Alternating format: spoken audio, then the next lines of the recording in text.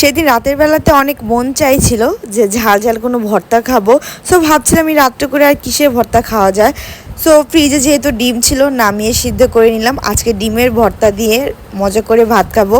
So সেজন্য কিন্তু আমি ডিমগুলোকে সিদ্ধ করে নিয়েছিলাম। দেন তারপর এখানে আমি শুকনো মরিচ আর কয়েক কোয়া রসুনকে তেলের মধ্যে টেনে নিলাম। দেন এখন দিয়ে দিব পেঁয়াজ কুচি।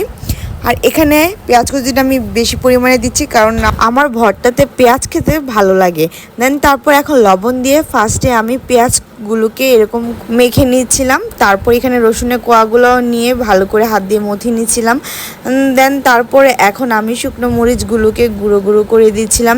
আর আমার কেন জানি রাতের বেলাতে হঠাৎ এরকম প্রায়ই ভর্তা খেতে খুব মন চায় আর ঝাল ঝাল করে। আর এখানে মরিচগুলো অনেক ঝাল ছিল, সেজন্য আমি দুটো মরিচ ইউজ করেছিলাম। আমি ভয়ে আবার একটা রেখে দিয়েছি, বাবা যদি বেশি ঝাল হয়ে যায় তাহলে কিন্তু আবার খেতে পারবো না।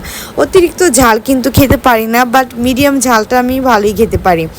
দেন তারপর এখন সবগুলো উপকরণ ভালোভাবে মেখে আমি এখন ডিমটাকেও মেখে নিব। আর ডিম ভর্তা আমার অনেক বেশি পছন্দ, ইভেন যে কোনো ভর্তাই আমার ভালো লাগে। আমি যেহেতু মিষ্টি লাভার না, আমার মিষ্টি কেন জানি একদমই পছন্দ না। বাট কিছু কিছু টাইমে আমার ডেজার্ট খেতে ভালো লাগে, কিন্তু অল টাইম আমি যদি আমাকে ঝাল দেওয়া হয় আমি তাই খেতে পারবো, কারণ ঝাল আমার অনেক বেশি পছন্দ।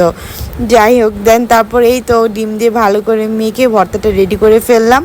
আর এখন দিয়ে দিলাম সরিষার তেল। আর সরিষার তেলটা দিয়ে ভালোভাবে মেখে খুব মজা করে আমি সেদিন রাতেরবেলাতে ভাত খেয়েছিলাম। সো এই তো ছিল আমার ডিম ভর্তার রেসিপি, আপনাদের সাথেও শেয়ার করে ফেললাম। আর কারা কারা এরকম করে ডিম ভর্তা বানিয়ে খান আমাকে কিন্তু জানাবেন অবশ্যই। আর এই তো এখন গরম ভাতের সাথে মজা করে আমি ডিম ভর্তা মেখে মেখে খাবো। সো ভালো থাকবেন সবাই, আর আমার জন্য দোয়া করবেন, আর আমার পেজটিতে অবশ্যই ফলো দিয়ে রাখবেন।